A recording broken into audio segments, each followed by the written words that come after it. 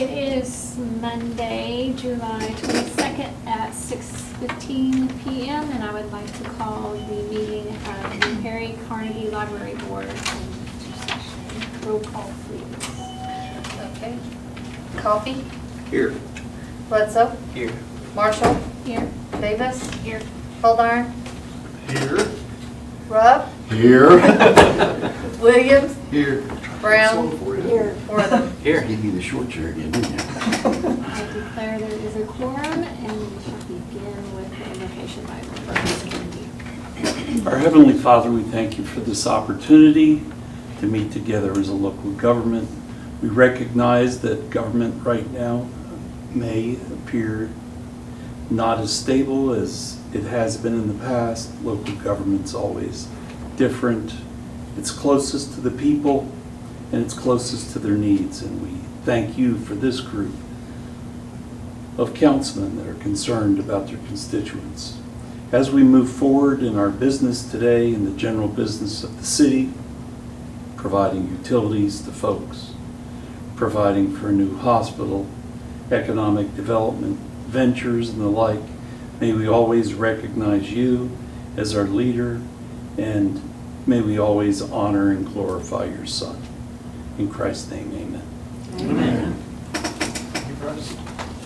That was 2 years of Bible school. Was it? Yeah, just first 2 years of university. Yes. Item 1 is the consent agenda. Motion to approve. Second. Roll call, please. Coffee? Yes. Bledsoe? Yes. Marshall? Yes. Davis? Yes. Coldarn? Yes. Rupp? Yes. Williams? Yes. Brown? Yes. Wortham? Yes. We don't think we have any comments from those assembled, so item 5. Consider approval of certain amendment to the circulation policy for the Perry Carnegie Library, including policies on lost and damaged items, overdue items, and collection, ebooks, and interlibrary loan.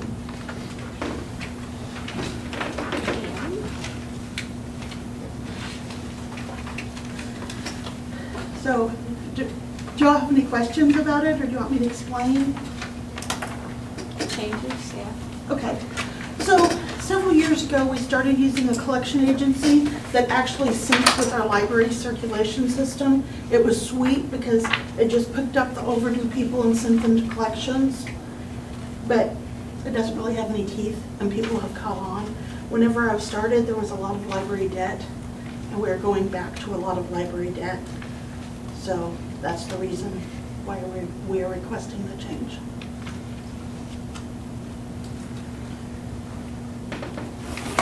Yeah, maybe just to add one thing, Pam and I talked about this, so it wasn't a traditional debt collection agency that we were using.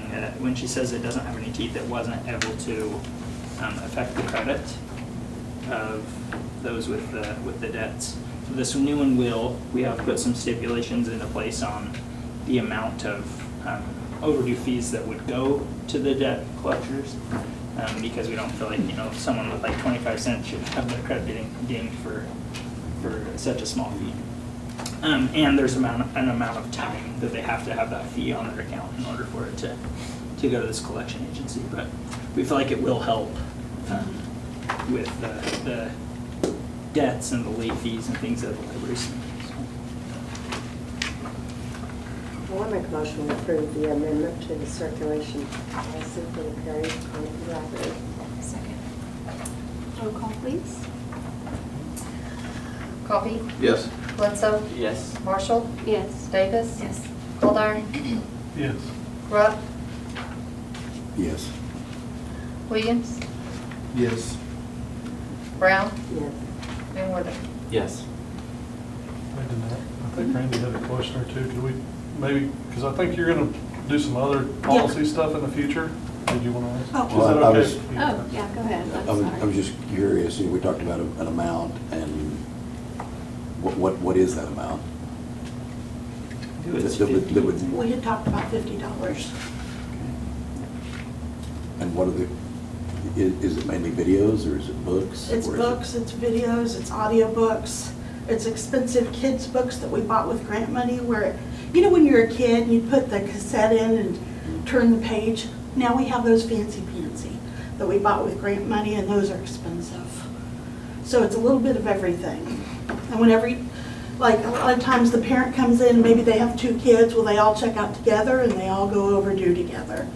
And I don't even want to do this until literally they're months overdue.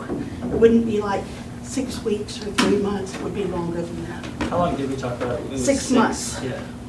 And the concern with that is things aren't popular also, right? Isn't that another concern? Yeah, whenever you check out the brand new John Grisham book or the popular new books or the new movie, it's not so nice to keep it. For 6 months. Yeah. So is the ultimate hope to get the item back, or are we assuming it's lost and we just want to get paid for it, or? At that point, we really just want to get paid for it.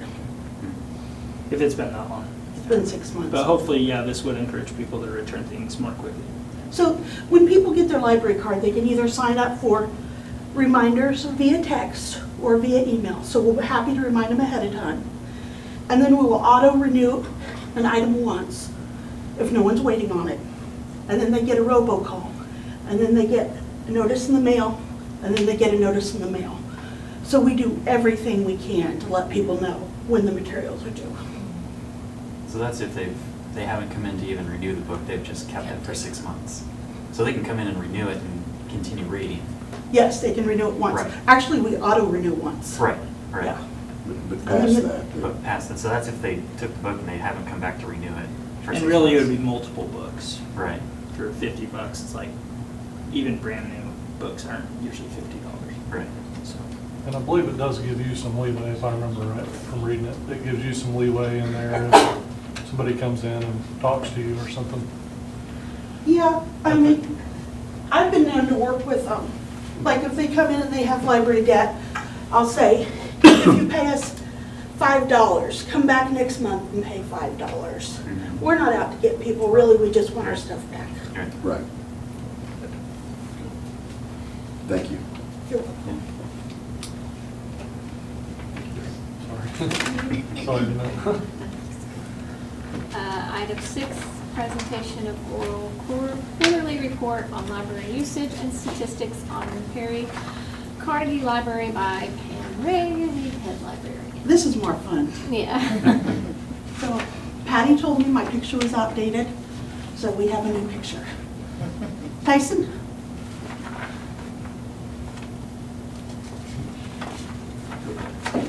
And this is thanks to Nate, my new boss, basically made me learn how to use Google Slides. Hey,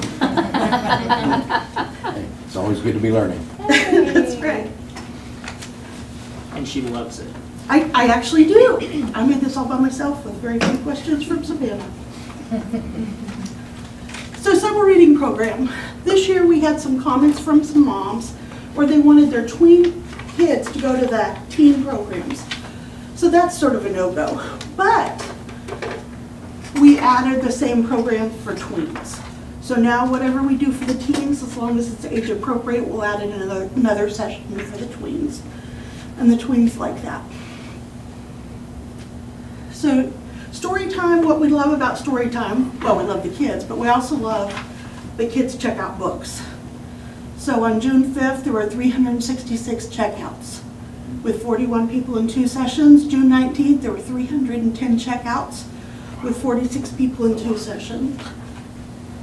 So the summer reading rewards pool party's coming up. It'll be August 1st from 4:30 to 6 for the littles, and they get to bring their families.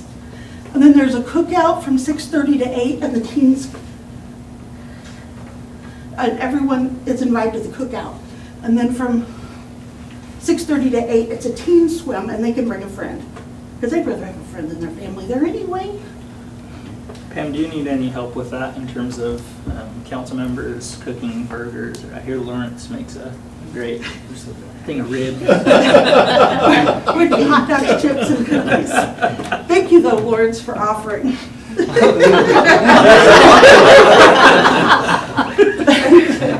So at Insect Adventures, we had 160 in attendance with 6 sessions. Look at that cockroach. Yeah. I did not touch the cockroach. So at the Harry Potter party, we had 80 in attendance with 4 sessions. Some photos, people y'all might recognize. I recognize. SRP stats, we've had 117 reading logs have been completed with 861 hours. Chris Burpo had the street crew clean out the drains on the corners of the building, and Vernon Robbins in the water department replaced a section of the southwest drain. You guys sit down. We received more than 14,500 in donations, state aid, and grants from the Oklahoma Department of Libraries. So we work hard on pulling in that money, even if I could do their paperwork. I think that's it. Any questions? When's this cookout that I'm going to? August 1st, all right. I guess I'm bringing ribs. No, we have hot dogs You and better get those ordered. I know. Now council's coming, we want ribs. We can get the hot dogs. Okay. Thank you, Pam. thank you. Number 7, new business. Number 8, adjourn. Motion to adjourn. I'll second that.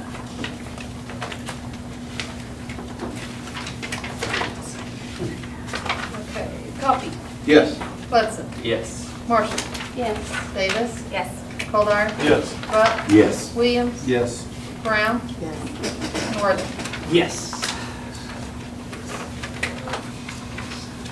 All right. Well, let's call our meeting to order for our special meeting for July 22nd, 2024. The City Council of the City of Perry, and have roll call. Coffee, Here. Bledsoe, Here. Marshall, Here. Davis. Here. Goldar, Here. Rupp, Yes. Williams, Here. Brown, Yes. Worthing. Here. All right, we've got quorum. And invocation again. I guess they assumed your first one wasn't going to be. Round number 2. In this case, one is enough. I was gonna say, can we vote that one was plenty, or? It was really good price. It was. It was. All right, item 1, consent agenda. Motion to approve the consent agenda. Second. All right, motion second. We have trouble talking Bledsoe every time. Yeah, I know. At least you got a sign down. Coffee, Yes. Bledsoe, Yes. Marshall, Yes. Davis. Yes. Goldar, Yes. Rupp, Yes. Williams. Yes. Brown, Yes. Worthing. Yes. All right, item 4, comments from those assembled pertaining to items on the city agenda? Nope. All right. Item 5, proclamations, commendations, reports, and inquiries by the governing body. I believe we do have a commendation. Yes, and then we got your proclamations also. Okay. I'll issue the I commendation. want to go ahead and I want to recognize Autumn Jardot. Autumn, everybody remembers back in May, the first weekend in May, she was behind the 100-mile garage sale. We got the numbers from Main Street through their AI Packer, and the amount of people that were downtown doubled from a year ago on the exact same dates. Autumn did a lot of work behind the scenes, sacrificed her time, and you know, she had, the year before had done a citywide garage sale, but it wasn't connected to the 100 mile. Well, this year Laura Vollmer stepped in and got us added to that list. And Autumn took over, and at one point in the downtown, it showed over 500 visitors in our downtown. I know personally when I got out and went downtown, that was the most people I've seen in our downtown in a very long time. It was really amazing. People in and out of shops, and just, you know, at the convenience stores were all, you know, hustle and bustle all day. And I just want to publicly recognize Autumn for her hard work and dedication to getting that done. We appreciate it, Autumn. Thank you. Thank you.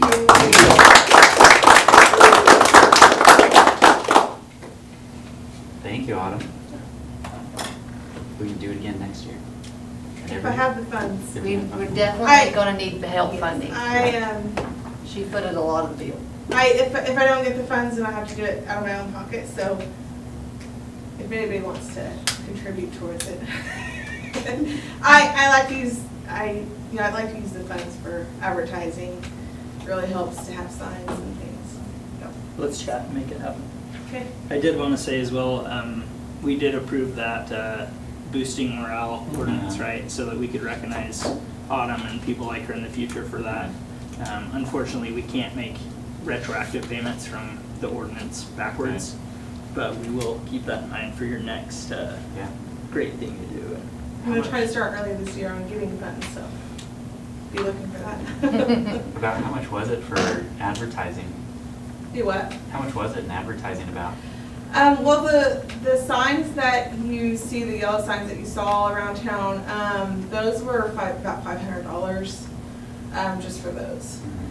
So, and then the banners, I was able to get, the large ones that you guys saw probably, I was able to get those sponsored by different businesses. And then I wasn't able to do the newspaper, but I would like to be able to do the newspaper, and so you're looking at maybe $700 to $1,000.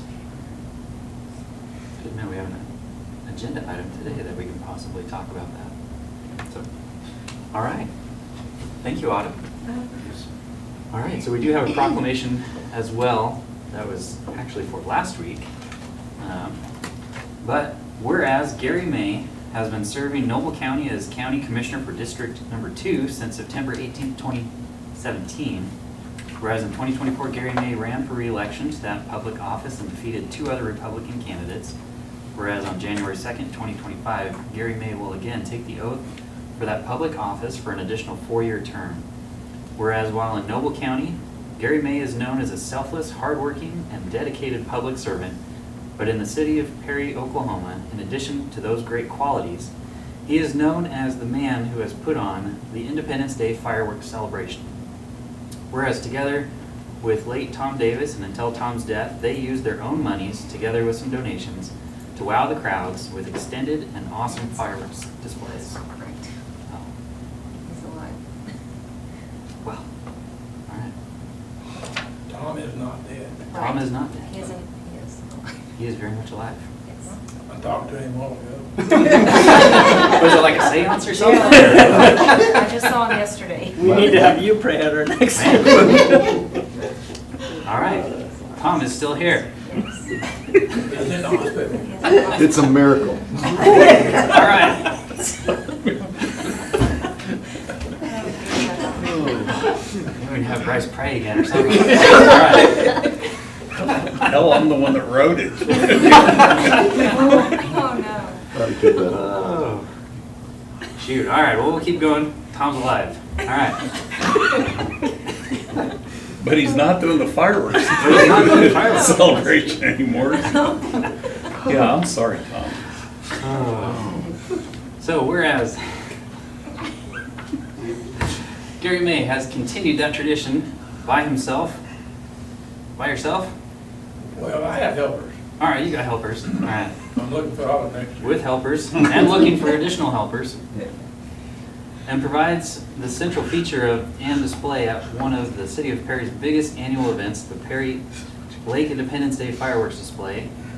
Whereas, if one was to ask Gary May what brings him joy in life, in addition to his friends and family, he would say his public service, the Perry Lake Independence Day fireworks display, and the Oklahoma Sooner football team. Is that right? All right. Whereas the City of Perry, Oklahoma would like to honor and commend Gary May for his decades of service in providing the central feature and exploding demonstration for this most important federal holiday. Now, therefore, I, Lawrence Wortham, by virtue of the authority vested in me as mayor of the City of Perry in the state of Oklahoma, do hereby proclaim July 15th, 2024 as Gary May Superstar Day. And on behalf of the residents of Perry and the surrounding area, would ask all persons to express their gratitude and appreciation for his decades of volunteer service in providing the Perry Lake Independence Day fireworks display, which has so blessed this community.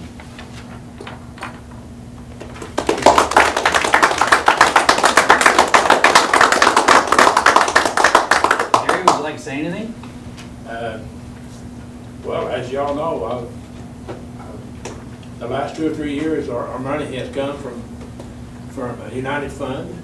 Up until that, we always had several of us, my daughters, and at one time Diana Pago, and we'd all go around and collect money for this display. And we always collected more than enough. It's been the city's helped us tremendously. Of course, they give me the authority to do it, the vote that I can do it. And then the city workers go out there and fix our mower grass and stuff and gets ready for it. The city has worked well with us doing this.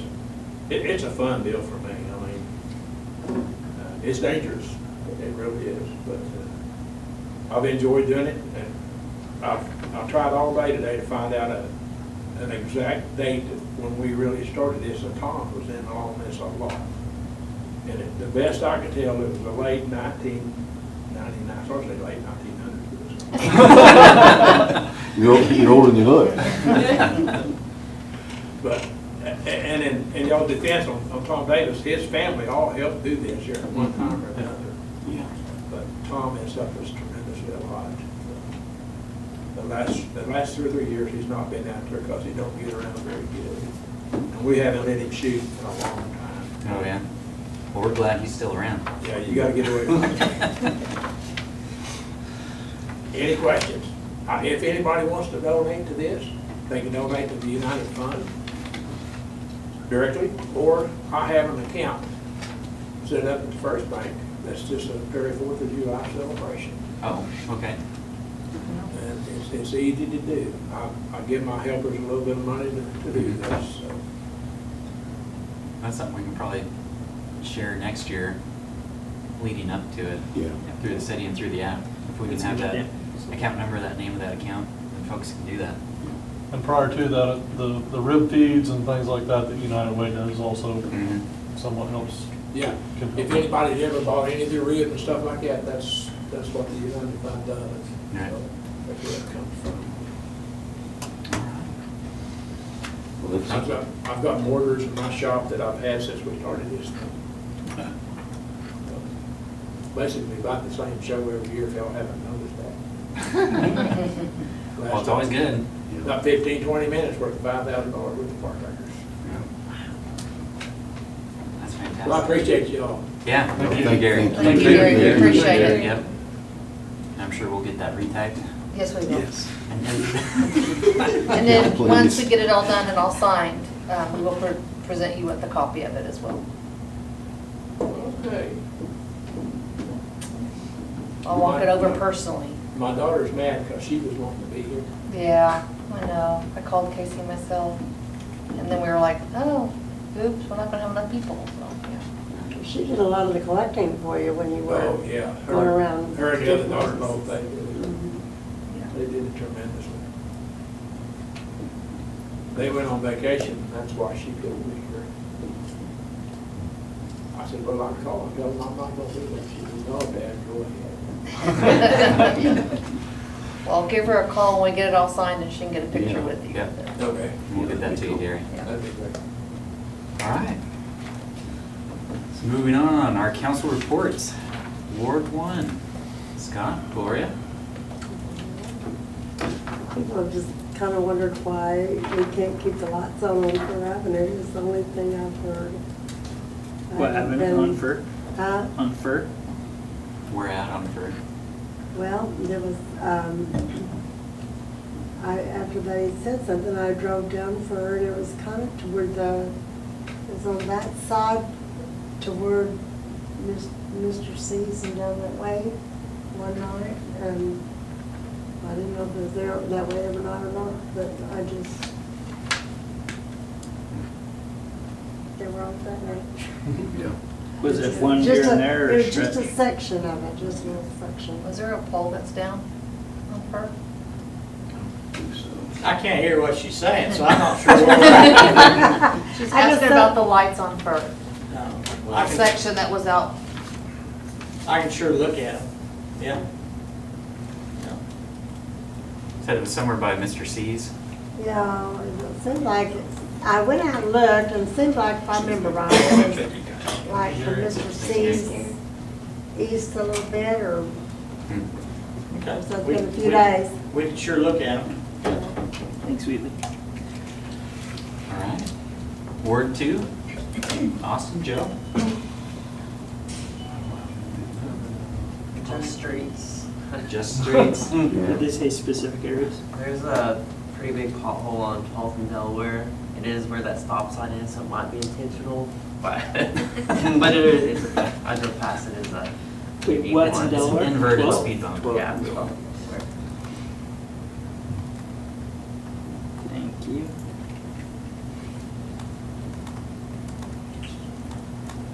All right, Ward 3, Danette, Randy.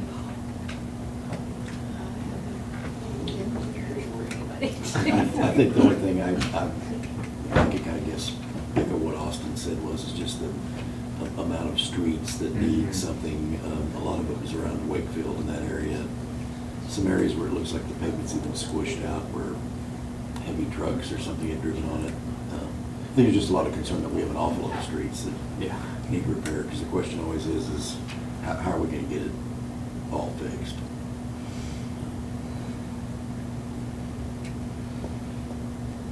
The other question that came up was, we had that recent wind event that came through, and trees that were damaged underneath power lines and the easements and stuff. And how often do we trim those back, or is that the city's responsibility or the landowners? I couldn't give that answer.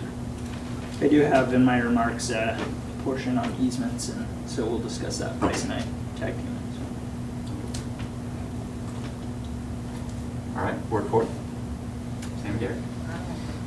Nothing more than, What's already been said? Yeah. All right, then, anything from our committees, from zoning or the HB? Nothing there. Drainage, everything looking all right for, especially after the storms that we had? Yeah. I Haven't heard wasn't in anything? town during the storm, so Oh. I didn't get to drive down there and see, but I didn't get a phone call, so I'm assuming everything went well. So is work started on the hospital yet? Or is- We didn't meet with Courtney before this one, so I'm not sure is September. September. Yeah. Okay, September.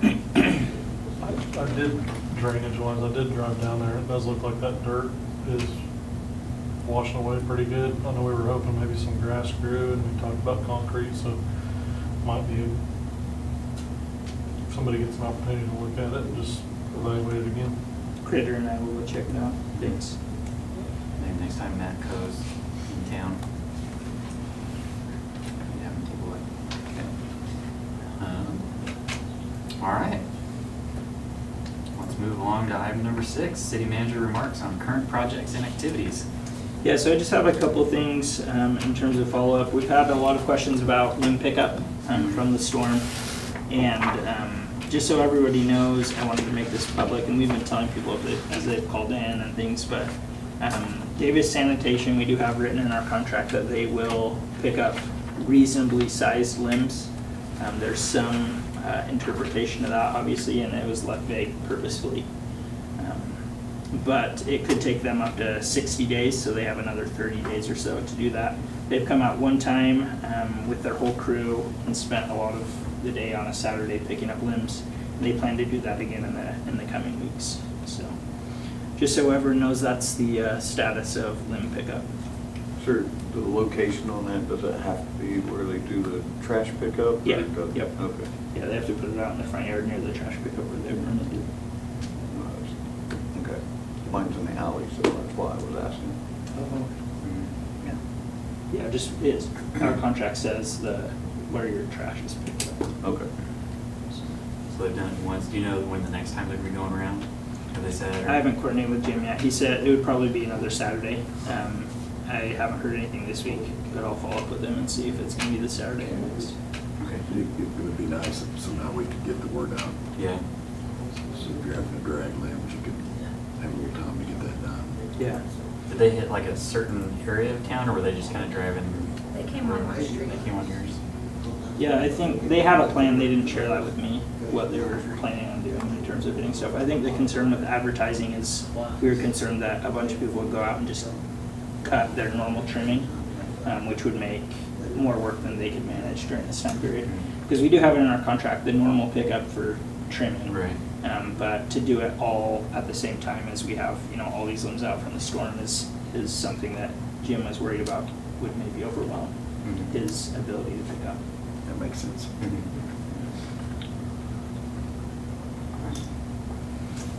The second thing I have is I've had a few residents call about 15th Street and turning onto right onto Highway 77. They were concerned that the speed was such that, and the visibility that you would maybe run into somebody who was turning right and couldn't speed up quick enough. I've driven that, I've asked our police officers to drive it and look at it, and I really haven't seen the concern. This is by the veterinary clinic? Yeah. Yeah. So I mean, I don't really know how to say, it's not so much a you're wrong thing, but there's not an exact science to this. And, I just wanted to let you know that we did look at it, though. That we cared enough to go and check it out, and that we didn't see it as a big enough issue to rectify. The other problem with it is we sent a letter to the property owner of that 23 acres there, because they have trees that are blocking the view to a certain extent. Like I said, it's not bad enough to probably merit cutting, but we did send a letter and say, hey, you are required to cut these.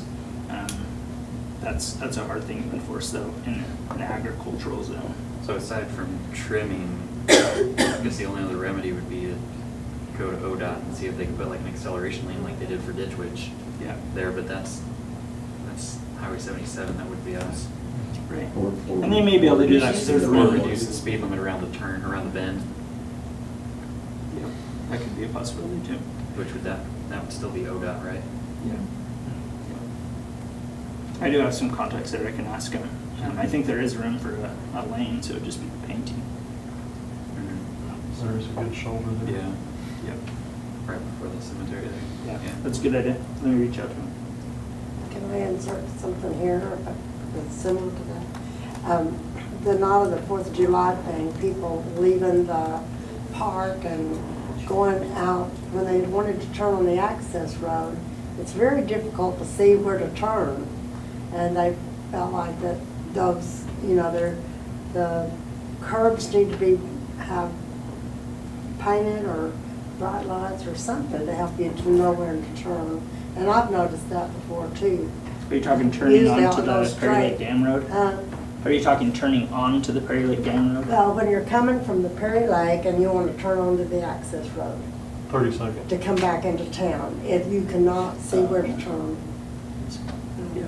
The actual It needs to intersection be- is not marked well, is Huh? it? The actual intersection is not marked or very visible? Yeah, the curbs need to be painted or something so people can, shine up or something. Might try it sometime, just go past it and come back. It's really difficult to see.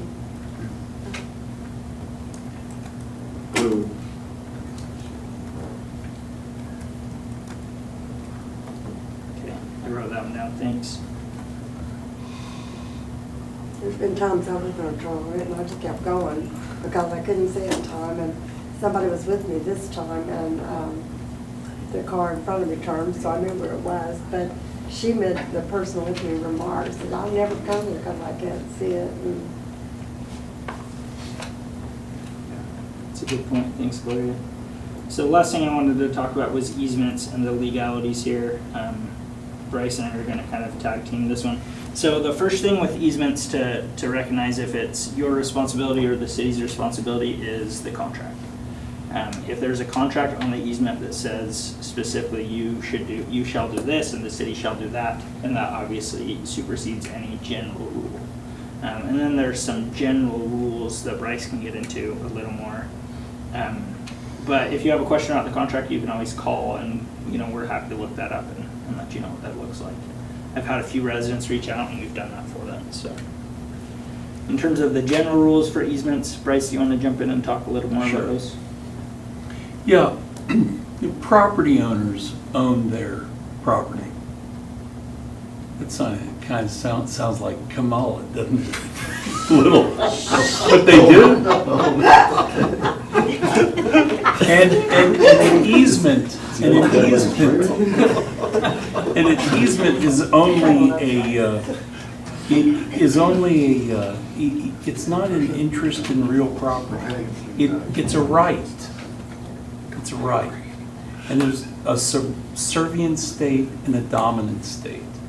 And if in fact you have an easement on you, you have the subservient state. The dominant state is the easement. As Nate said, if there's a contract or if there's an easement with contractual language in it, you need to look at it, and see what it says. Does it place a duty on one or the other parties? And some easements do. Most don't. Most are in subdivisions and they're right-of-ways that have been those rights have been transferred to the city, and they're just rights. It's not a property right. It's a right to use. With respect to trees, the property owner owns the trees. Even if they're if they're in the right-of-way, the property owner owns those trees.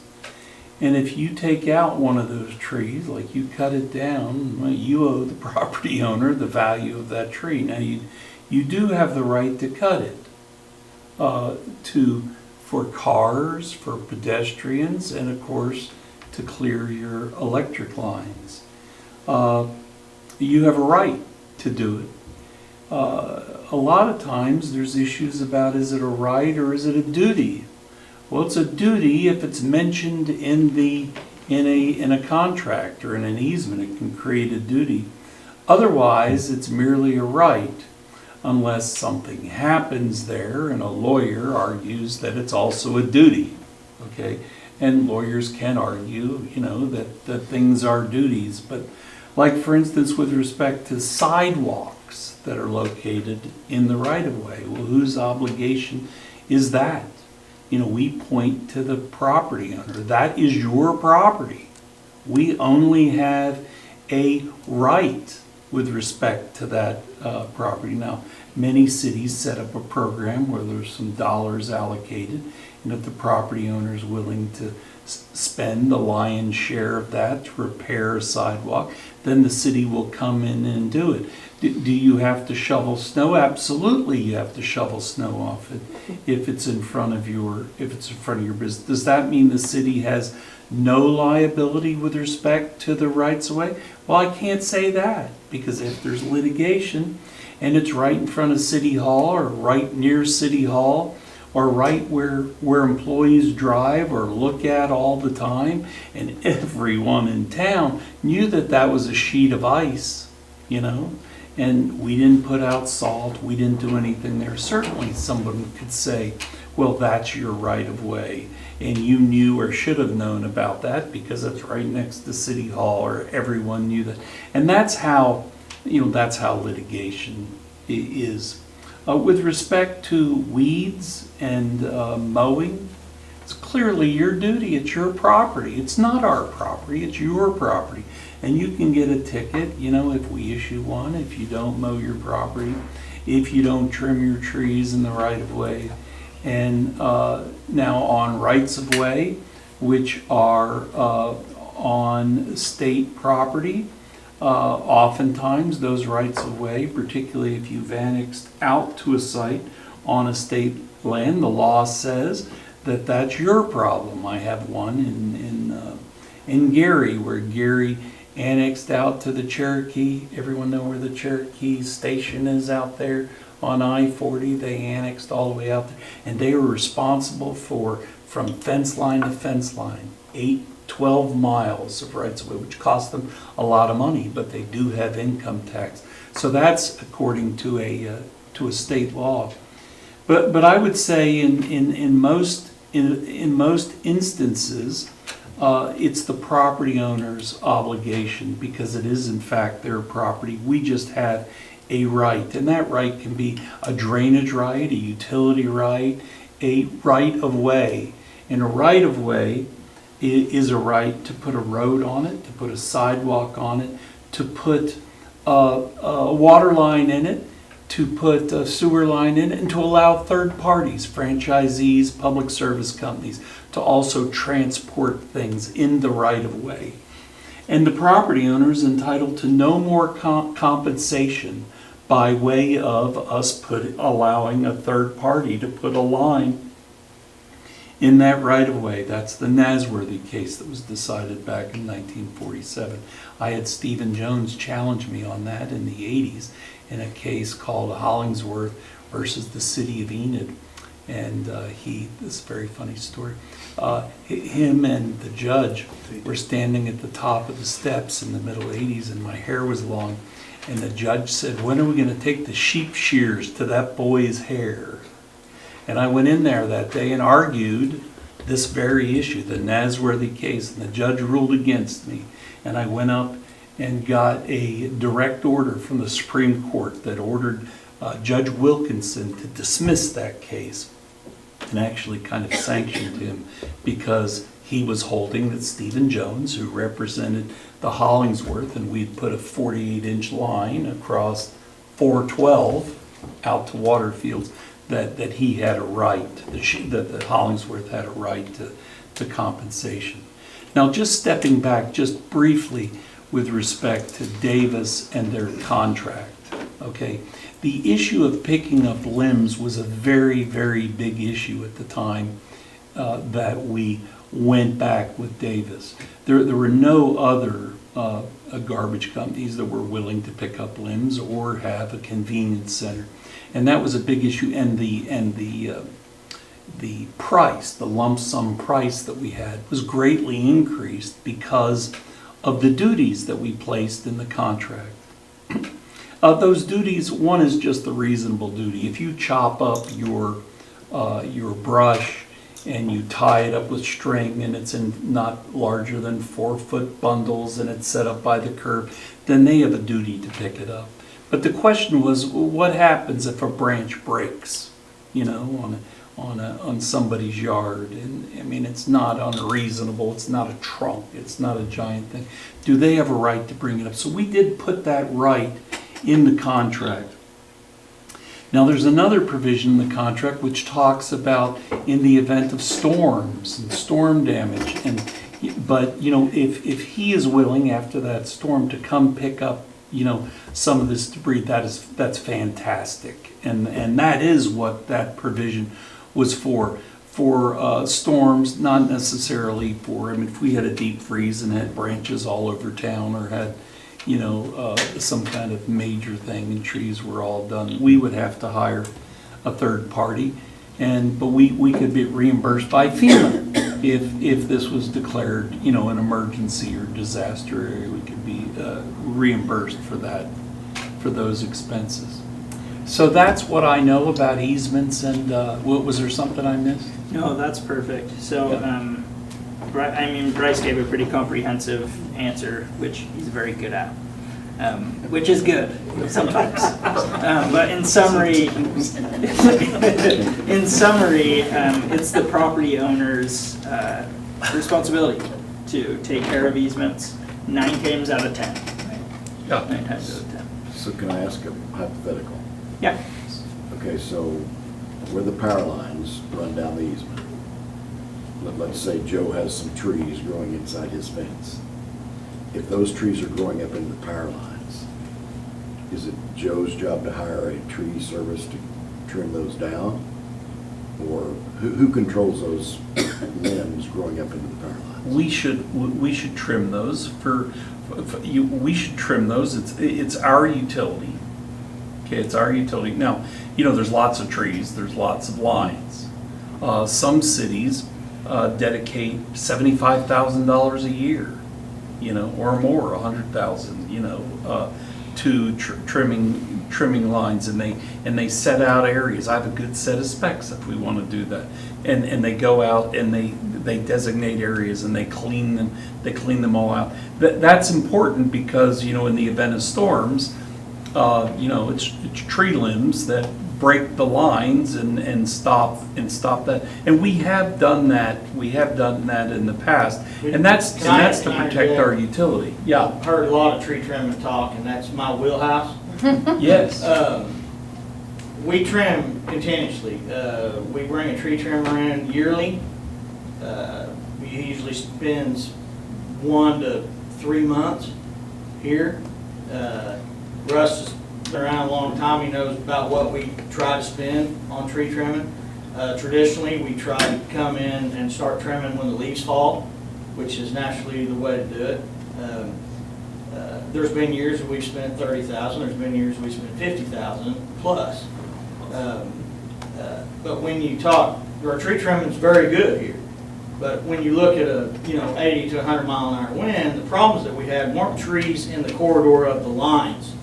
They were trees 30 foot away that gave us problems. So you can trim and you can trim, and we try to make a corridor underneath things for the most part to keep that from happening. But in an event like we had, a few weeks ago, not even trees, lines themselves were hitting together. We had big trees 30 foot away that fell over on lines. So, you gotta, we try to clear like a 10 to 15 foot area under them. So that's, traditionally, we do keep up with the tree trimming. We trim as needed if we get called on it, but then yearly we have a guy come in and trim feeder lines and tap lines and things like that as well. So we're not neglecting the tree trimming, just so everybody knows that.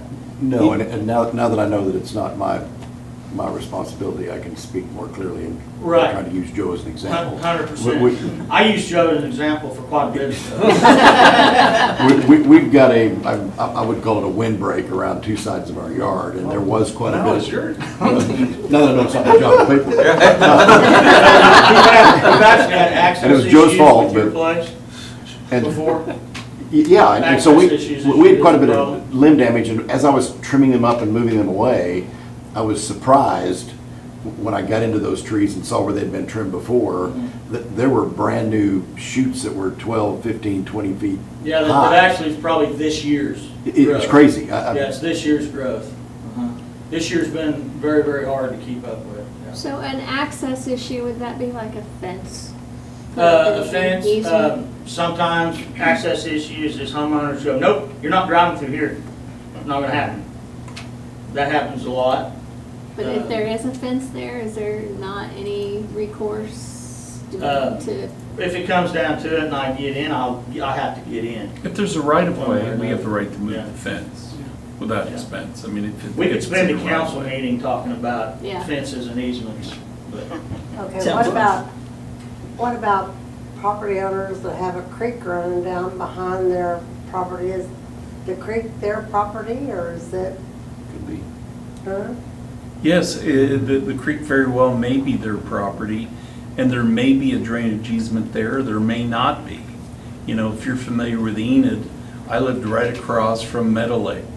And Boggy Creek, which is the creek which drained all of Enid, all came down to Meadow Lake, came right across my house. There was a giant drainage easement there. One time we had a flood, and I had 5 giant trees right there, that were right next to the river, fall down. I cut the first one, had someone, I did $1,000, and I looked at it and thought, this isn't my job, this is a drainage easement. Enid needs to get these out. I called up the manager, and it was, a week later, he had a whole crew down there with major equipment doing it. And that is if you have a drainage easement. Is there a drainage easement? Is there not? If there's a drainage easement, there's a duty. But a lot of our Cow Creek, right? Yeah, doesn't have, doesn't have a drainage easement in it. And that's just simply the property owner's property. Now, if the tree or branches go across the sidewalk or the road, okay, there's not electric lines involved, that is the responsibility, can be made the responsibility of the property owner to cut back their trees. So, and if they don't, there's a section of the ordinance where, they can be fined for that. I don't know that we've ever gone that far, but, there is that right. Yeah, There's this that one is- set of houses that, they don't even have an alley back there, it's just a creek, you know, that creek that runs through that park up north, and it goes around behind Con and stuff, and, Rainbow Drive. and. Talk about Rainbow Drive, what, that area. Well, yeah, well, over on Con, which is the other side. It's Yeah, just so a- as your constituents ask you about these things, you can always refer them to us. Oftentimes, I will say they will get an answer that they aren't happy with. But they're not happy with it because they feel like the city should do that. And if you follow that line of reasoning, it always ends up with increased tax rates. So it's like either the homeowner can pay for it or the whole city can pay for it, right? There's really no way around it. But yeah, you can always refer them to us. We're happy to talk. Although they won't be happy when we finish the conversation. Any other questions on easements? All right, thanks everyone. That's all I have for my remarks. All right. Let's jump on to item number 7, CFO report, July financials. Well, we're at the end of the fiscal year. I will open hoping to not mention any individual names and not declare anybody dead that is not already deceased tonight. But with that being said, let me start. You can always use Joe as an example. And I will try not to use Joe as an example to top it off. Nor will I speak of brush clearing on electric lines to keep Brian out. For the last 45 minutes, we've had a lot of fun in this meeting, and so let's try to make it a little quicker.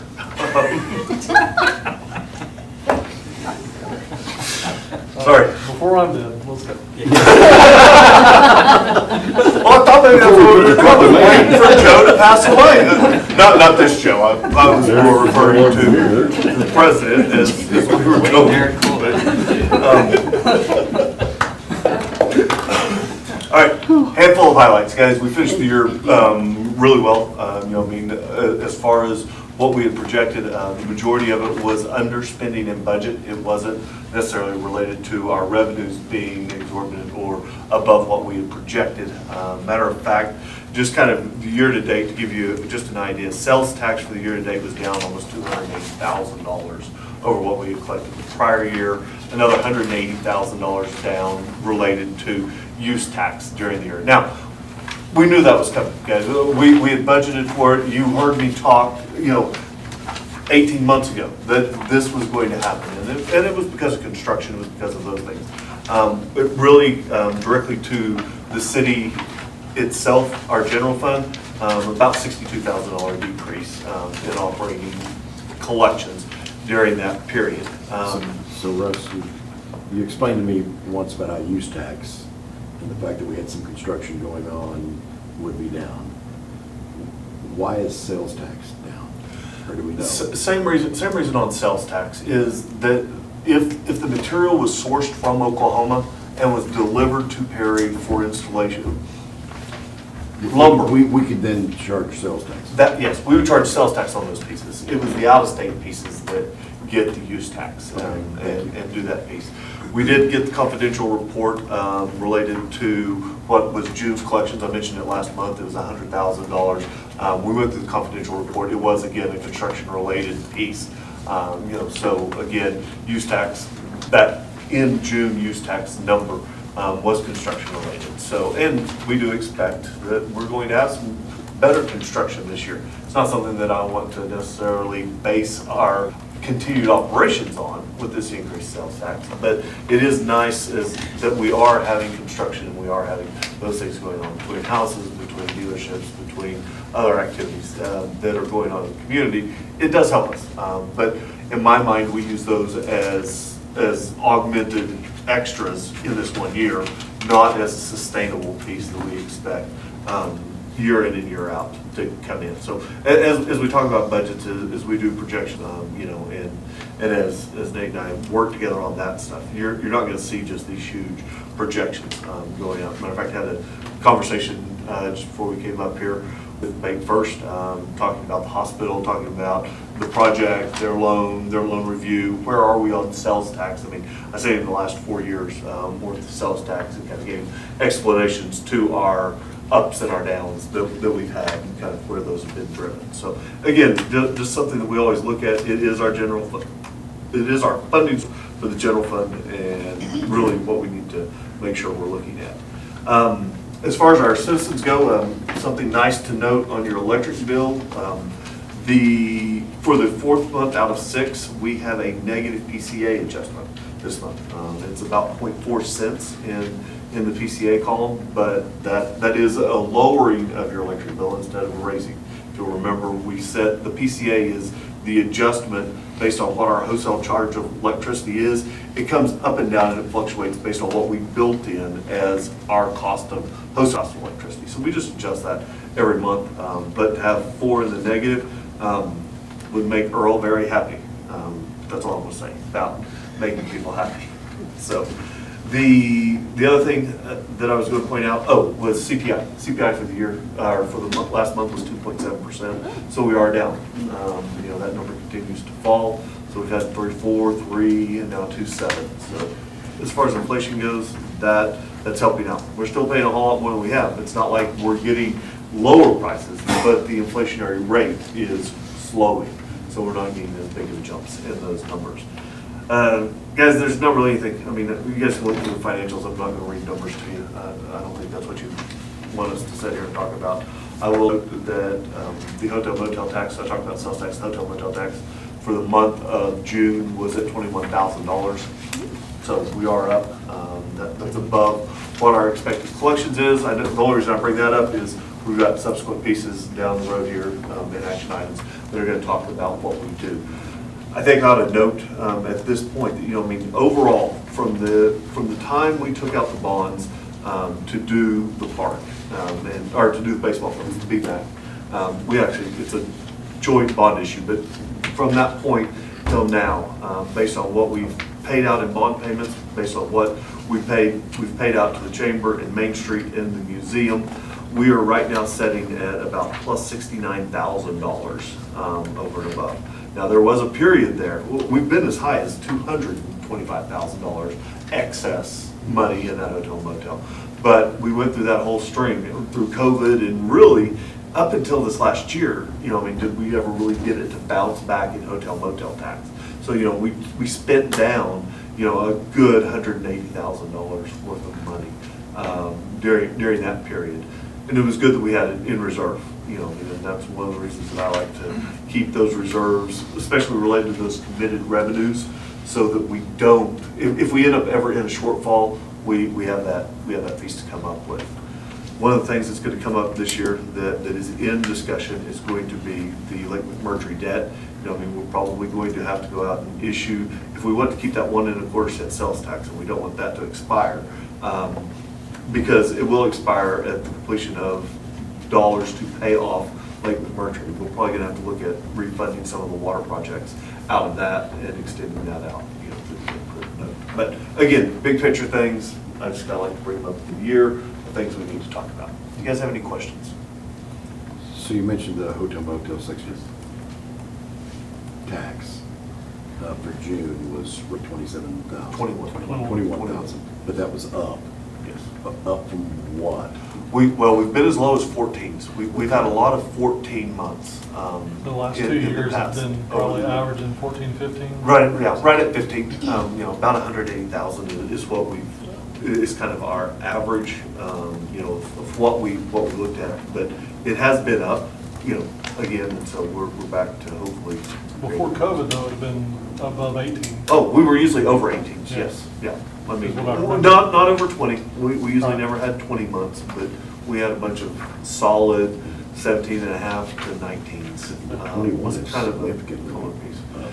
It actually had a couple of makeup payments. So the 21, it wasn't just, we brought that in this month, so that's the number that I give you we brought in. It actually had a couple of makeup payments in it from some back pay that had finally got collected, so.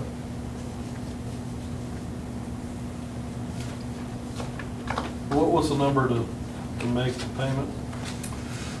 14,000 makes the payment.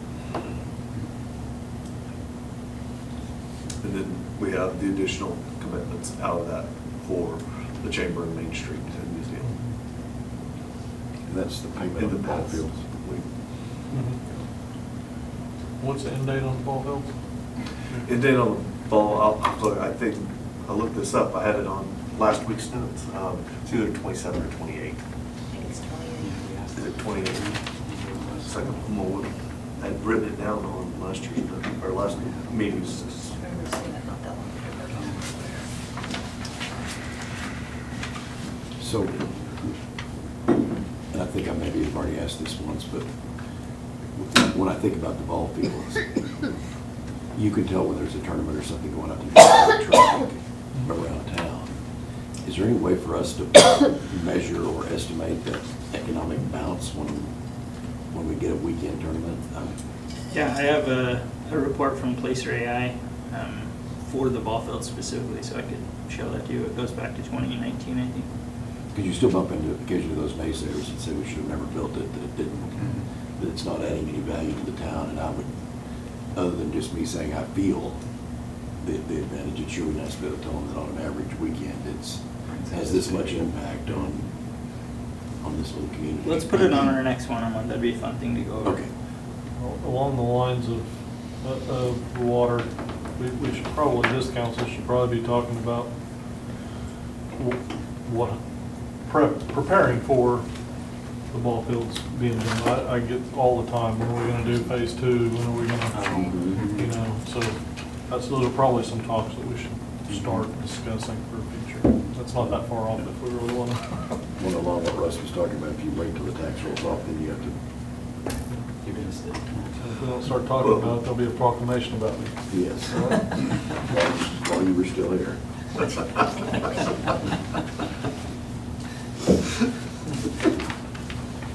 There are some universities that have done some of those studies on that exact thing in other communities. On the ball fields. That'd be good to look at too. All right. Any other questions for Russ?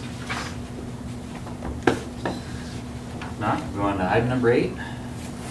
Presentation from Brian Wheatley, Electric Superintendent regarding Ditch Witch switchgear repair and maintenance. I'll come up here to the podium.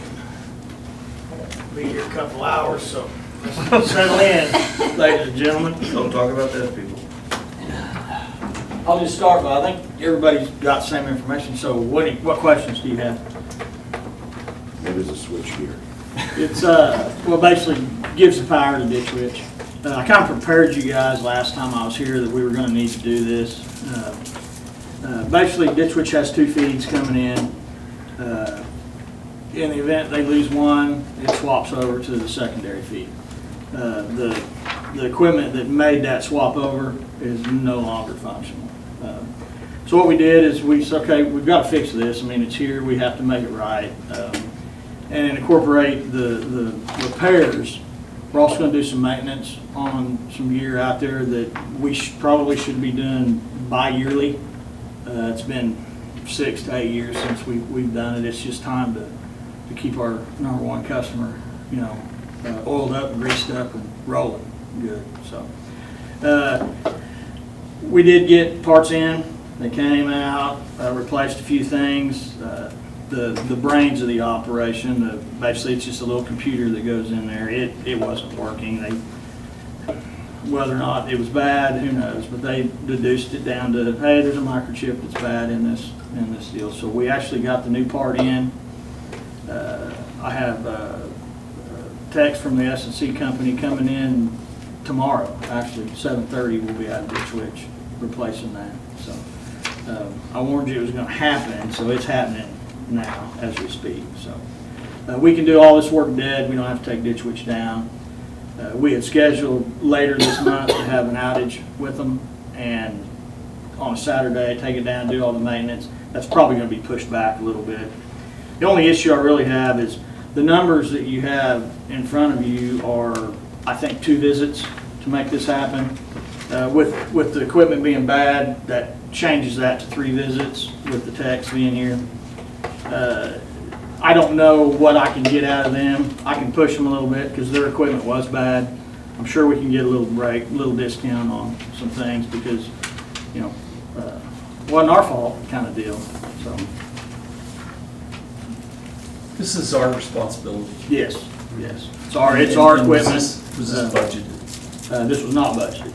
No, this was something that we went out to do a little bit of maintenance on things, little routine things, and went, oh, this isn't working. Why is it not working? And then it snowballs into more and more, and you go, well, if this isn't working, let's change this, and let's change this. So it's time. I think the last time we really did anything was 8, maybe 10 years ago. I can't remember now. We had kind of a few catastrophic events out there and shut us down for several days. We're trying to keep that from happening again. It's always easier to schedule these outages than it is to take them and then try to fix them.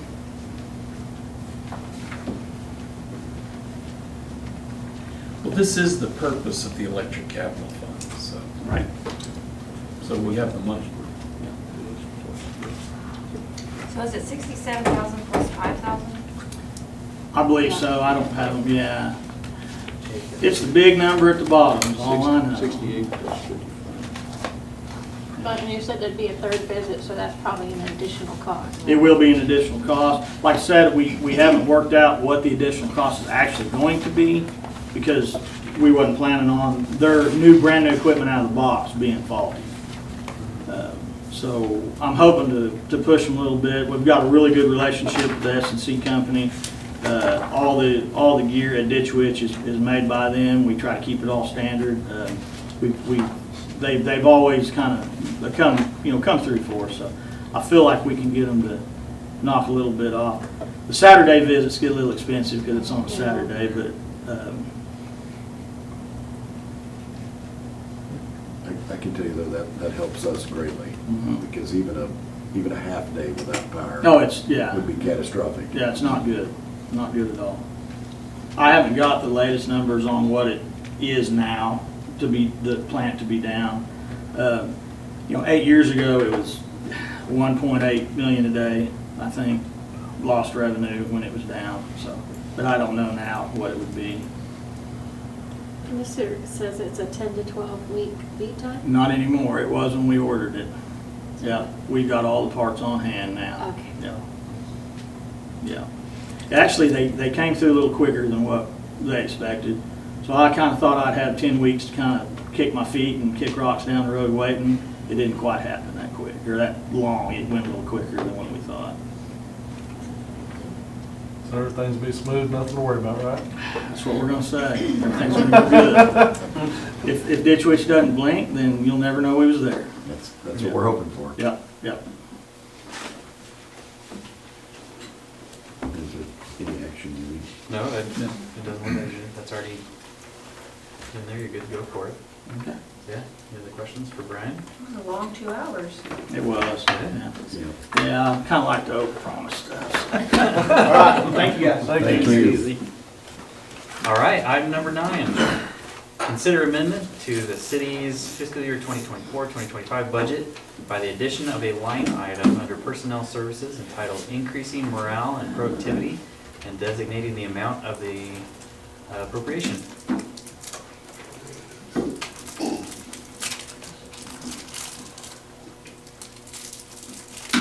What do you got for us, Nate? Sorry, we are planning on setting aside $1,500 for that purpose. So the increasing morale and productivity. That's gonna have to pull from our capital projects, so we're still trying to figure out where that will pull from. But we won't spend it unless we have it. 1,500? Is that what you said? Yeah. Can't we just do the general? Well, yeah, we'll do it, but as far as Doesn't have- reallocation inside this budget, we're gonna come back in October, you guys are gonna do a whole reallocation at that time, but in order to fund it, under the requirements, it has to be funded before anybody can be awarded it. Right. And they have to be noticed of it. So before, since we're not waiting till October to get this, we just wanted to pull it out of capital, that way it's not there's no major budget amendments. It's something that Nate can do.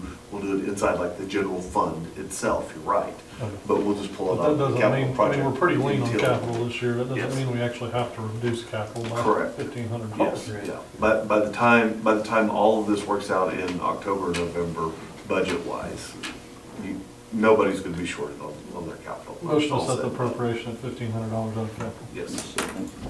Okay, we have a motion and a second. Second. I got you. Oh. You're on this side, I can't hear you.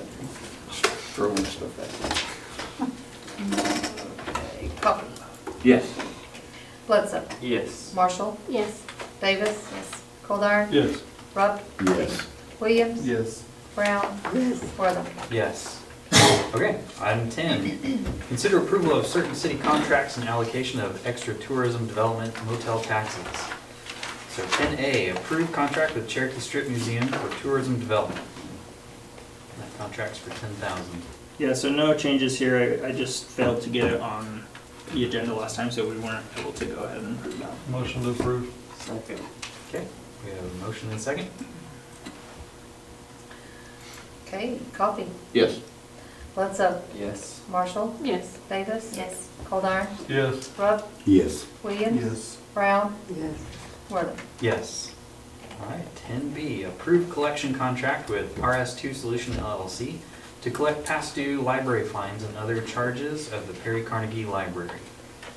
So moved. Second. Okay. Motion second. Oh, I can type today. Great. Okay, Coffee. Yes. Bledsoe. Yes.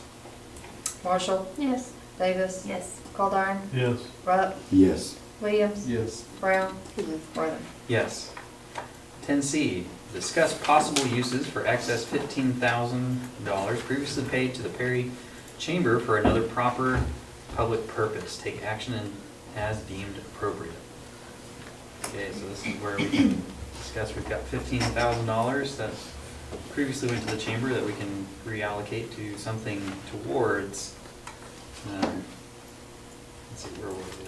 It is expended exclusively for preservation, enhancement, and development of tourism and the diverse business, economic, historic, aesthetic, and environmental interests and objectives specifically within the city of Perry, Oklahoma. Any thoughts from council on this? That was very specific language at the time that came up, that the chamber came up with that, but I think it's interesting now, given what the council has done, that historic is in there, you know, that's a purpose. I find that interesting. Can we use this money as some kind of incentive or merit program for one of the other organizations? They do well at hosting an event.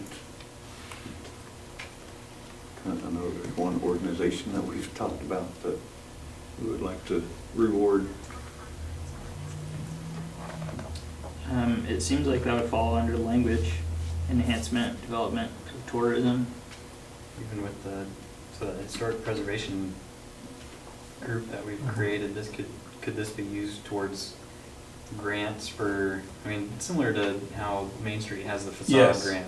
We could use this towards a beautification grant that Like a businesses are welcome to into. Perry sign on Right. another street. Right, Yeah. something like Because that. that one costs about a little over. Mhm. Or signage by the interstate to drive business into Perry. Yeah. Or downtown this way. Or downtown this way, Yeah.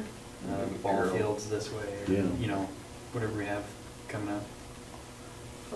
I personally would like to probably figure out how we put this in a fund that we can Change. choose a purpose each year. Right. Could we do that? Yep. I mean, with the Do we have to tax. spend it? You don't have to spend it. We don't have to I mean, spend it can continue to accumulate. Like I mentioned, that $69,000 that's sitting out there now I like is that. an accumulated number.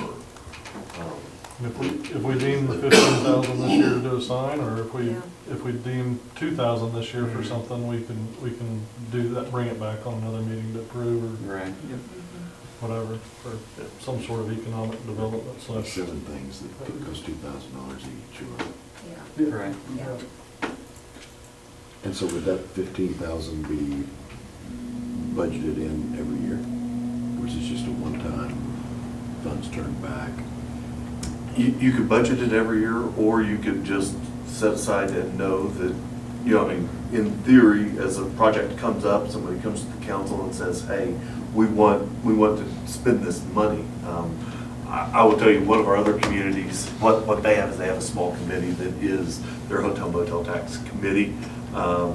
Requests from the community related to qualified items come to that committee. The committee either approves them or denies them, and then that comes to the council based on the committee's recommendation to fund it. In doing that, you all would, that group or that, you guys have committees like that already, so that's the only reason I'm really throwing it out, is it might fit this purpose. But, you know, you could allocate them $15,000, you could allocate them $20,000, you know, I mean, whatever we wanted to do in the budget. I mean, it's not like it had to be $15,000. We look at the trend of the hotel motel tax, and that's usually what we try to use for that allocation. You know, some years it may be $5,000, some years it could be $25,000, you know, but set aside that money to then do those projects as something comes up at the ball, you know, I mean, the ball fields, they're gonna be bringing in a big tournament and they needed $3,000 to go do more advertising. So, I mean, Right. those would be the kind of things that could come and make a request, and you could do it. If you wanted to do beautification, in downtown buildings or those kind of pieces, you know, it'd be another thing that you could just say, hey, here's what this group listened to these presentations, this is what we want to spend, and now take that, bring it back to the council, and then we can specifically, Bryson, of course, would have an agreement for those funds going to them, but you could then approve that and spend that money that way. So if we Earmark wanted- be the right term for that? Do what? Earmark, would that be the? Earmark, yeah, yes. And so that committee would bring those recommendations to the council for approval. In this other community, yes, that's what happens. That committee meets, they take care of it, because they don't want somebody standing up here at the podium every night, you know, trying to run stuff through, whatever, you know, 2 or 3 of you already are like, no, this isn't really meeting what we collectively kind of like to look at, you know, and you can just kind of filter that out. And the only reason I suggest you all is I'm trying to keep the heat off of Nate for saying no. You know, his position's already hard enough. He uses the word no way too often. And so the kind of things that you could dispense from that from the public side, you know, and really realize that it's not really Nate's call. It's how you all, as the board, want to spend that money. Would this be able to do like improvements at our parks, like new playground equipment or resurface the tennis courts or? I'm gonna leave that to a legal Is that- determination If of. it brings tourism, a park could bring tourism, right? Yeah.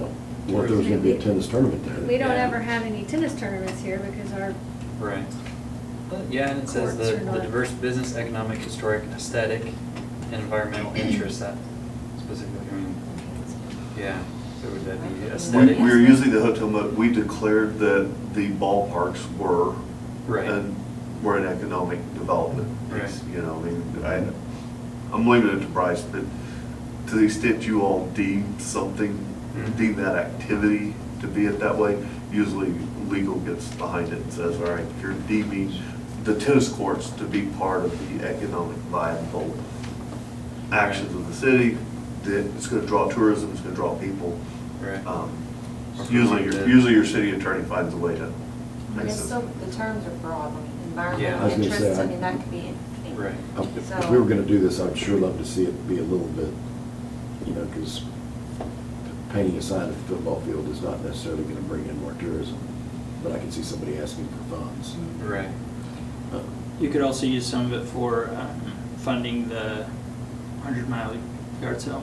Right, Right. something like that. Something that brings Or, people in. yeah, think about the amenities that we have in Perry where we've got, you know, if it was a partnership with Rotary and they want to expand their disc golf thing, if we Tournament. started hosting a tournament, or something, we ask them, hey, we would like you to host this tournament.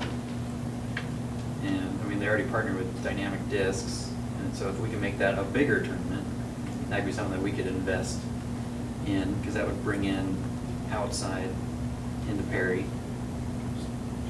And it would, Even if you And do that a would smaller be chunks something that with would- advertisement Right. rather than just building something. That'd still be something that would come to us for approval. Right. So, I mean, Right. even if it was the paint the sign thing, we could say, well, that's not really what we had envisioned. Right. Or Yeah, my recommendation would probably be to think about it over the next month or so. Mhm. Bring up ideas with me when you see me or in the one-on-one, and then maybe we can present a variety of ideas with a recommendation and see what your thoughts are.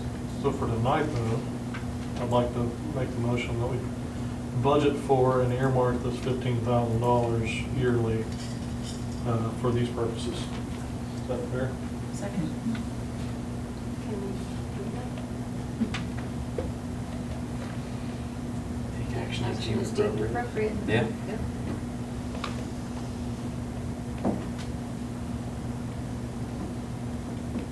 So Okay. you're budgeting that here on out, correct? We're earmarking that Earmark for this year, yeah. That becomes a line item, right? Russ? It comes Yes. Yes, it is it's in hotel motel, yes. As a line item, at least separated from, Because you would have Yes, the other we will contracts have- listed in there, and Yeah, then we'll the have other this. We actually just have them all listed as contractual Oh, pieces. So okay. inside contractual, it will Right. be Yeah. there. It'll be there. We have a breakout of what Right, that right. contractual is made of. But we'll So know that we we're have not this gonna add a 15,000. new, we're not gonna add another new GL account just to track this. Mhm. We will have a tracking that there is X dollars in there. Right.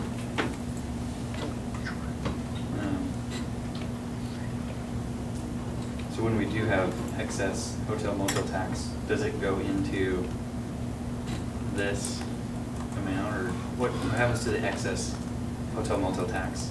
Because if we have that 14,000. So what we do is we run a restricted cash account. Mhm. We adjust it, you all only see it adjusted annually. We actually track it each month Mhm. of what the ups and the downs are. So this was collected in hotel motel tax.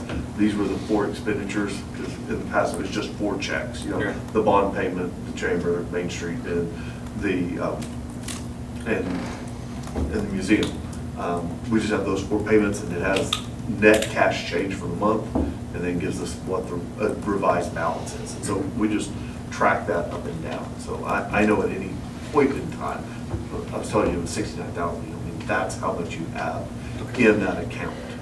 Now, you ask Russ, how much does Russ think it needs to be? Well, we gotta make sure that if we have those down months, that we still have enough Right. in that account Right. to fund the debt payment.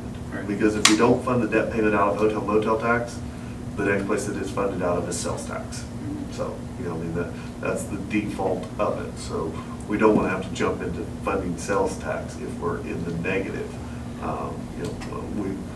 We will borrow and pay it back. I work with one of the other communities. Their hotel motel tax had gone to pot, and they were $500,000 into the negative. They're still $275,000 in the negative today on operating their CVB, their big convention building and all of that. So it happens. But you guys need to know that it's happening, whatever it comes about. So something like this fund, we could just make the executive decision not to allocate if there was Yeah, a if it's not financial there, situation. exactly. Literally, any given month that you're going to spend out of it, literally, I can give you a number. Hey, this month you have $72,000 in there. That $15,000, you're saying expect 15. So we've now spent all of that 15 for this year, and you still have another project you want to do. Well, just come back and say, hey, we already spent 15, we need another 5.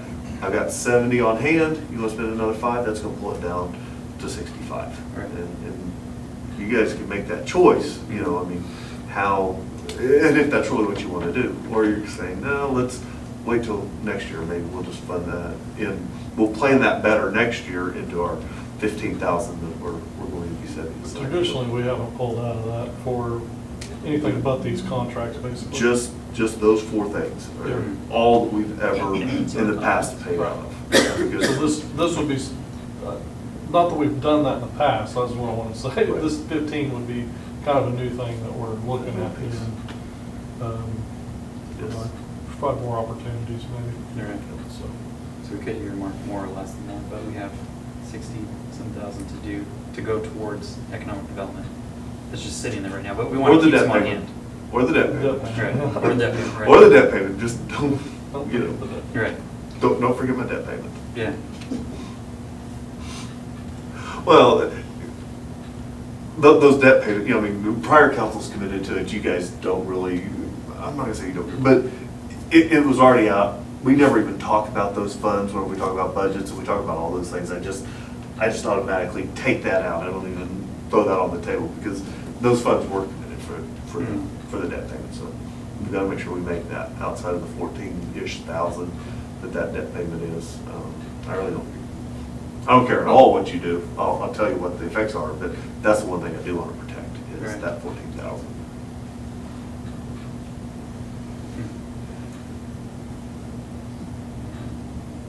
Motion and second. There was a motion and a second, yeah. Any other questions? Who was the second? I didn't catch it. Sammy? Yeah. And that was to, did you get what the motion was? Earmark the funds here. Okay. Okay, Coffee. Yes. Bledsoe. Yes. Marshall. Yes. Davis. Yes. Goldar. yes. Rupp. Yes. Williams. Yes. Brown. Yes. Wortham. Yes. If you don't mind, I'd like to possibly put one more motion out there. We talked about the, not being able, through the morale thing, to do anything. So maybe this year would, if I made the motion for $1,000 to go towards the garage sale out of this allocation, I'll make that motion if you guys want to do that. Second. Towards the garage, Toward the garage garage sale advertisement Advertising. and things that we talked about previously. Second. When is that Instead garage of- sale again? Next year. Next year? First weekend in May. First week in May, okay, yeah. Yeah, so that would be for this fiscal year. Yep. Yep, budget. Randy, did you have something? I was just, if it's something we're pleased about and that we want to make sure we do, bringing it up through this questionnaire process, we wouldn't necessarily put it in the law or code that we were going to do it every year. I mean, I like the process of we've got this $15,000 and we're going to pick the 5 or 6 or 1 thing that we love the most Right. as a council to drive economic development. I would hate to say, okay, it's 14,000 because we've decided that we're going to give $1,000 to the garage sale. Not that that's not a good thing. Was your but- motion every year or just this, I mean, this next garage sale? Because we can't, I mean, so maybe I don't follow what the questionnaire thing, maybe I didn't hear something. The questionnaire is not what I'm, that's probably poor phrasing, but I mean, Have it the presented way I to understand us. is we set this $15,000 up where people would apply, Right. or groups would apply to get that money. I think it would be better to, maybe if we wanted to do something, is let the community give us suggestions and keep the council in charge of what is chosen and selected. And if they apply, are we going to give them the funds to use and will they use them? Or, I think that's something we really need to think about. Does that make sense? Yes, but I do want to, my motion didn't put any stipulation on It was how just- we. it was just earmark it for expend now. Yeah. It was just earmark it. Yeah. So that's all we've done so far. I meant The rest of it for is to be that, but I meant determined. about Right. other Right. projects, or applying for the money. No, you're right, I was jumping from A to B and we haven't even talked about B. But I understand where you're headed with it, for sure. But no, if that's something we want to go do for sure this coming year, I'm behind it. I think it brought a lot of traffic to town. I mean, I think it's something that we haven't had in the past that big, and it is creating some. So do we want to set an amount aside now, or do you want to wait and, do you want to put together like kind of what you might need for, I can, for and I next can year? even, if I I'll need withdraw to, my like if it motion. needs to go to organization or something, I can talk with Laura and her and I can work together, and Main Street can apply for it if needed. If she, I don't want to speak for her, but I know she's behind me on it, so. Just in case costs she helps change me or through. something like that. Oh, sure. Okay. So Motion if we to can drop. apply for it later on as it gets closer, if needed. Okay. Well, let's go on to item number 11. Consider approval of payment for engineering and other services to Cimarron Valley Engineering LLC in the total amount of $10,918.75. This is work for Metco. Yep.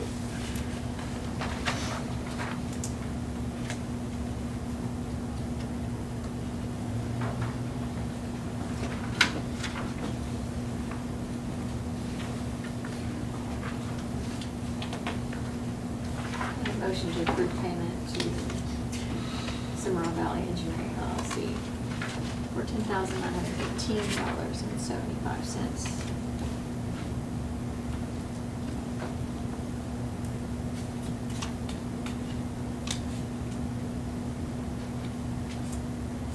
Do we have any questions?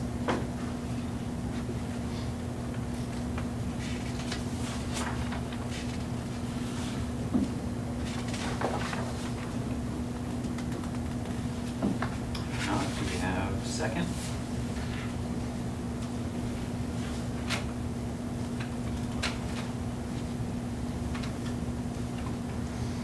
I second it. Okay. Do we have a second? Let's have roll call when you're ready. Coffee. Yes. Bledsoe. Yes. Marshall. Yes. Davis. Yes. Goldar. Yes. Rupp. Yes. Williams. Yes. Brown. Yes. Wortham. Yes. Item 12, consider approval of purchase of certain equipment related to the Perry Water Treatment Plant to Water Tech Incorporated in the amount of $33,221.70. So Vernon's here to talk a little bit about this one, so that I don't butcher any words. So this is stuff from back in January, right? Yes. And I will preface this by saying initially I approved it at the $30,000 and I came in a little higher, which is above my limit. Yeah, we came with 3,000, a little over 3,000 higher. We had some extra piping we had to replace in there that was froze and broke, that we didn't initially see at the beginning. And then the pump that they started out with was actually too small for our pressure to be able to push it out, so they had to go back, pull that pump and upsize the pump to get it out. So that we could, it's for chlorine in our system. Any questions for Vernon? This money was already, it was budgeted on there. It was, we had the money for it. It wasn't budgeted for this year, so this was supposed to be for. For last year. Last year. Yes. Yeah. I believe some of this is part of the emergency Yeah. grant that we've applied for. So does this get us back to kind of where we were before that double ice storm, or is there still some lingering?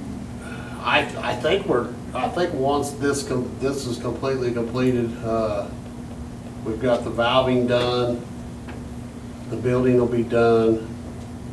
I think that puts us right where we need to be back before it all hit. Because all we had was the two isolation valves. Well, I mean, we've got, well, the pumps are something we've been working on. I mean, we've got one more high service pump that's coming in, but that wasn't part of this.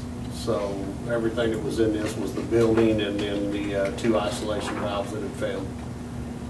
So I think that was it that we had in that.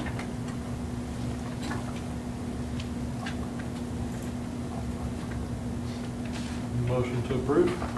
Second. All right, we have a motion, a couple seconds. Coffee. Yes. Bledsoe. Yes. Marshall. Yes. Davis. Yes. Goldar. Yes. Rupp, Yes. Williams. Yes. Brown, Yes. Wortham. Yes. All right, item 13, approval of interlocal cooperation agreement with the District Attorney's Office of District 8. So this one I brought Richard Tyler here to talk a little bit more about this. It's really kind of cool, and he'll explain why. Is Chief Thomas a little sore from the game? Yeah, it might be. Unfortunately, Chief Tom was at a funeral, so he asked me to come up. My name is Richard Tyler. I know the majority of you here. I'm a sergeant for the police department as well as an investigator. So what the MOU is, it's basically a memorandum of understanding with the 8th Judicial District, District Attorney's Office under Brian Hermanson, who's the DA for the Judicial District, which is K County, Noble County. So what it is they have a small group of investigators that they have full-time, and then they also cross-commission with other people throughout other agencies within their district. There's usually one or two, like Blackwell Police Department, Tonkwall, K County Sheriff's Office, Noble County, stuff like that. Perry itself hasn't had anybody crossed with the DA's office, I think, since Josh Carson. And I believe that was probably around 2016, 17, somewhere right in there. The DA's office, the Major Crimes Unit, they're very selective. They pick who they want. Not anybody can just put in for it. And I was fortunate enough that they selected me. So having the cross commission with them, it helps eliminate a lot of jurisdictional issues. It allows us to use a lot of their resources, allows them to come in and use resources that we're allowed to be able to provide to them.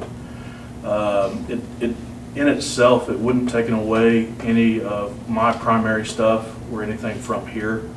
I've gone out in the past when I used to work for Blackwell Police Department and assisted the DA's office with search warrants and stuff like that in Blackwell, Tonkwall. Since I've been in Perry, I've also gone up with the DA's office and have done search warrants in Newkirk, Tonkwall, other places like that. So in a sense, I mean, that's really kind of what it comes down to for the most part. The contract in itself, I mean, it's pretty lengthy. I read through it. I know there is some, I mean, it outlines a lot of stuff. I took it to Chief Thomas when they brought it to me, and he was good with it, so. Yeah, so Richard was pretty modest in saying this, but it's really quite an honor that they chose him to do this. In my previous work experience, I've worked in cities where they had interlocal agreements like this for a special task force. I'd say largely it was a really good thing for the community. There were a few drawbacks, but largely it was a really positive thing.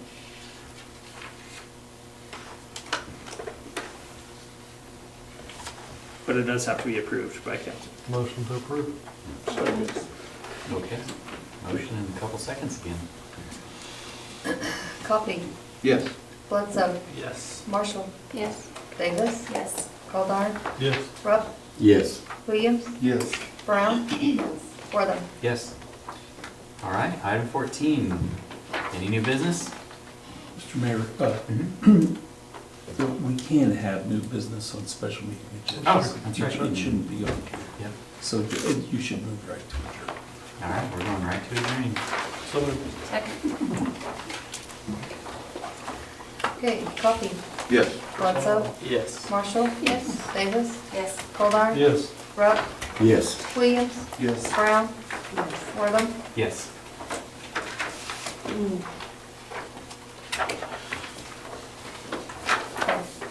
All right, let's call our meeting to order for the Perry Municipal Authority Special Meeting, July 22nd, 2024.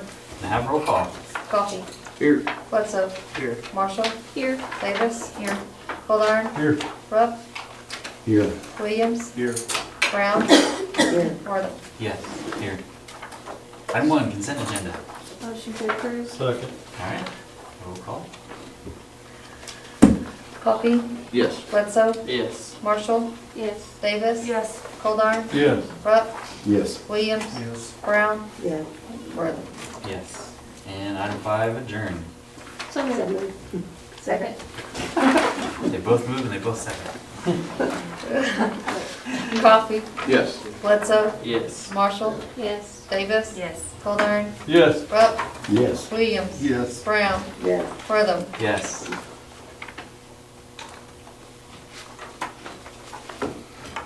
Okay. All right, let's call our meeting to order for the Perry Facility Authority. Special meeting July 22nd, 2024 with roll call. Coffee, Here. Bledsoe, Here. Marshall, Here. Davis. Here. Goldar, Here. Rupp, Here. Williams. Here. Brown, Here. Wortham. Here. All right, we've got quorum. Item 1, consent agenda. Motion to approve? Second. All right, roll call. Coffee, Yes. Bledsoe, Yes. Marshall, Yes. Davis. Yes. Goldar, Yes. Rupp, Yes. Williams. Yes. Brown, Yes. Wortham. Yes. Item 5, adjourned. So moved. Second. All right, roll call. Coffee, Yes. Bledsoe, Yes. Marshall, Yes. Davis. Yes. Goldar, Yes. Rupp, Yes. Williams. Yes. Brown, Yes. Wortham. Yes.